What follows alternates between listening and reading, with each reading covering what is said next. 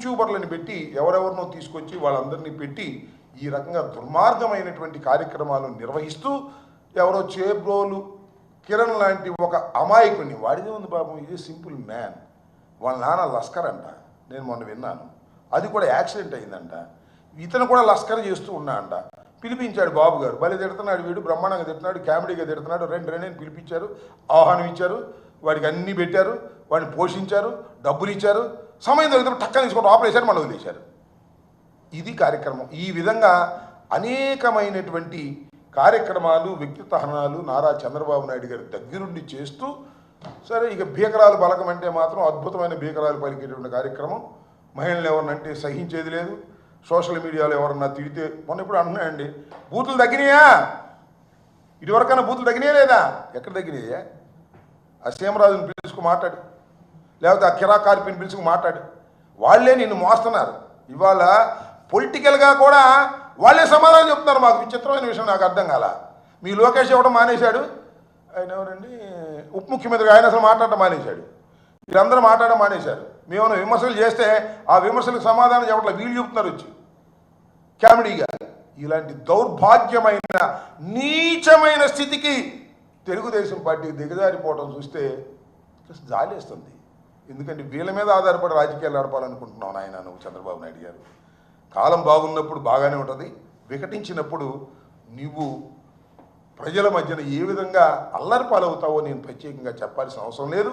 ఇప్పటికే పూర్తిగా అల్లరిపాలైపోయినటువంటి పరిస్థితిలో నువ్వు ఉన్నావు.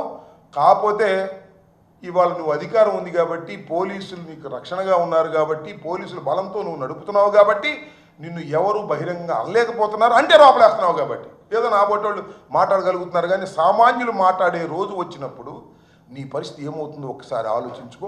ఇప్పటికైనా నీ ఐటీడీపీ నాయకత్వంలో జరుగుతున్నటువంటి దుర్మార్గాలను, భాషను కంట్రోల్ చేసుకోండి.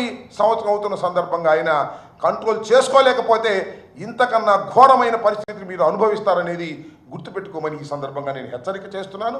చంద్రబాబు నాయుడు ఇప్పటికైనా తనలో చిన్న మార్పు ఏదైనా వచ్చి ఈ సోషల్ మీడియా మీద యాక్షన్ తీసుకుంటే మంచిదని కూడా చెప్తున్నాను. ఒకవేళ మీరు తీసుకోలేదు, మేము వదిలిపెట్టాం. నేను 5 కేసులు ఇస్తే దానిలో ఏది రిజిస్టర్ చేయకపోతే కోర్టుకు వెళ్తే 4 రిజిస్టర్ చేశారు, ఇంకోటి రిజిస్టర్ చేయలే. దాని మీద కూడా నేను కోర్టులో ఆర్గ్యూ చేయబోతున్నా. అందరి మీద కేసులు పెడతాను, దానిలో సందేహం లేదు. మన హోంమంత్రి గారు అంటుంది, సోషల్ మీడియాలో ఎవరు తప్పు చేసినా, వైఎస్ఆర్ కాంగ్రెస్ పార్టీ వాళ్ళు కంప్లైంట్ చేసినా మేము రిజిస్టర్ చేసామని. ఎందుకమ్మా అబద్ధాలు ఆడతావు? అయినా నీకేం తెలుసు? నీ హోమ్ డిపార్ట్మెంట్లో అన్నీ చూసేది లోకేషే కదా, కేసులు పెట్టమనేది, కేసులు తీయమనేది. నువ్వు మాట్లాడుతున్నావు, మా కర్మగొద్ది దొరికేది, అంతకు మించి ఏమీ లేదు. కాబట్టి సోషల్ మీడియాలో జరుగుతున్నటువంటి వ్యక్తిత్వ హననాన్ని ఎదుర్కోవడానికి వైఎస్ఆర్ కాంగ్రెస్ పార్టీ సిద్ధంగా ఉంది. న్యాయస్థానాలకు వెళతాం.